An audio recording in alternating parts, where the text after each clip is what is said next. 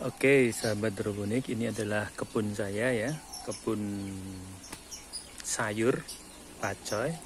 Ada beberapa instalasi, ya di sana ada, kemudian di atasnya itu ada, di bawah ada, ini ada, kemudian ini ada. Nah, paling sana ujung ada juga. Nah, ini dominan saya tanami pacoy ya.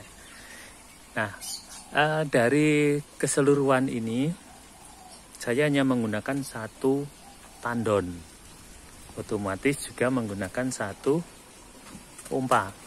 Ini saya tunjukkan ini. Nah, ini satu tandon, pompanya hanya 60 watt untuk semuanya ini. Silahkan dicek. Nah, ini ke sini, ke sana, yaitu ke atas bawah, kemudian di sini juga, sini juga, dan itu juga ya. Nah, semuanya ini teraliri dengan rata dengan menggunakan model stop kran seperti ini. Jadi membaginya saya menggunakan teknis stop kran. Jadi yang mana yang di perlu di setting keluarnya itu deras dan mana yang tidak. Nah, permasalahan yang muncul pada waktu itu ya, satu minggu yang lalu, itu banyak yang menguning.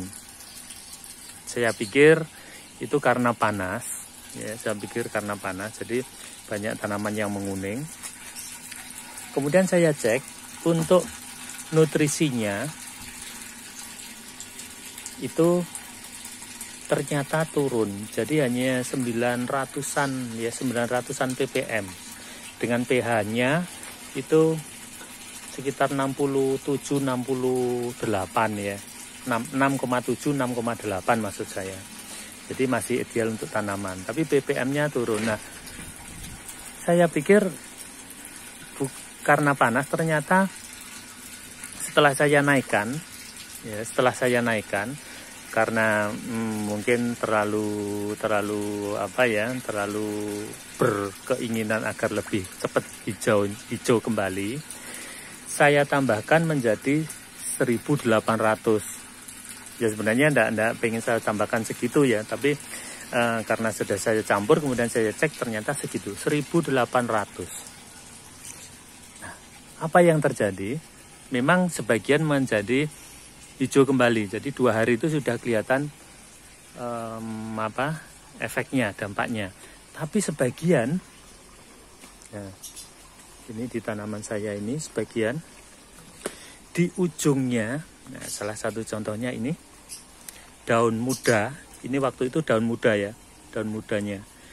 Ini mengering. Jadi ujung-ujungnya layu. Ini pada saat mengering, ini pada saat ujung seperti baru muncul seperti ini ya. Ini mengering seperti ini, layu dan kering dan tidak bisa dikembalikan ya. Jadi mengering akhirnya seperti itu.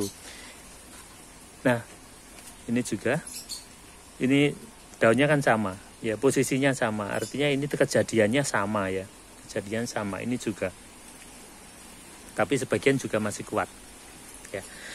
Nah, kemudian saya coba pelajari, ya kayaknya ternyata penyebabnya itu adalah ppm yang terlalu tinggi.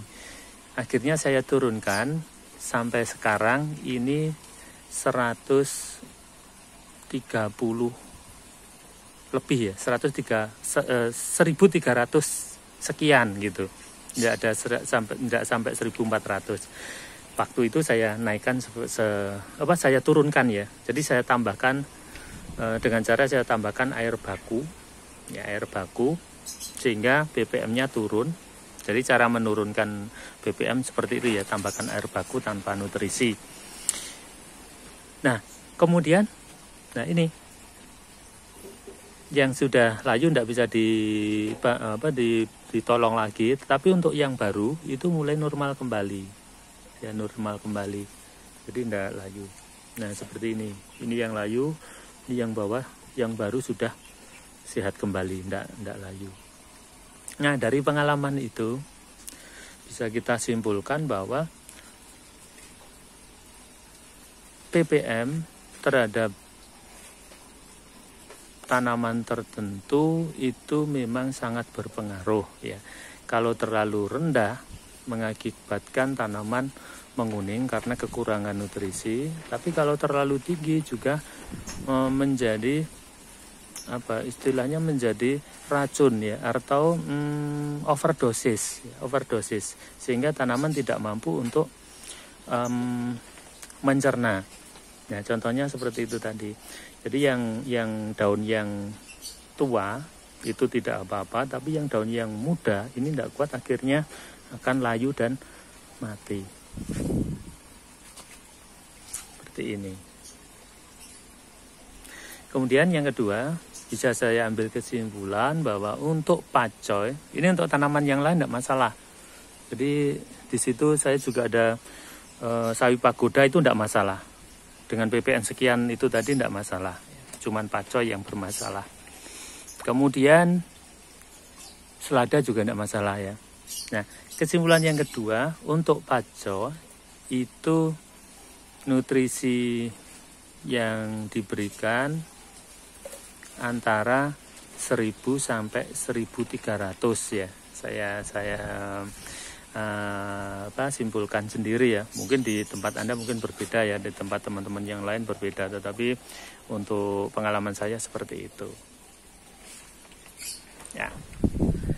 Karena kalau di bawah itu menguning, kalau di atas itu overdosis. Untuk nutrisi sekian itu, jadi 1000 sampai 1300 itu kalau mungkin Anda menanam tanaman yang seperti saya, jadi tumpang sari, jadi tidak hanya pacoy tapi tanaman lain juga ada seperti itu. Kayaknya amannya di posisi itu ya, 1000 sampai 1300 itu aja. Ini untuk khusus sayuran daun ya. Kalau sayuran buah atau tanaman buah ya beda lagi, minimal 1800 ya, karena memang ppm yang dibutuhkan tanaman buah berbeda. Baik, itu ya yang bisa saya sampaikan. Semoga menjadi pengetahuan baru bagi kita yang baru berhidroponik ya. Kalau yang sudah lama kayaknya hal seperti itu sudah diketahui dari awal ya. Baik, terima kasih, semoga bermanfaat. Sampai ketemu di video saya selanjutnya. Insya Allah dalam waktu dekat akan saya share tutorial yang baru terkait dengan berhidroponik. Oke, assalamualaikum warahmatullahi wabarakatuh.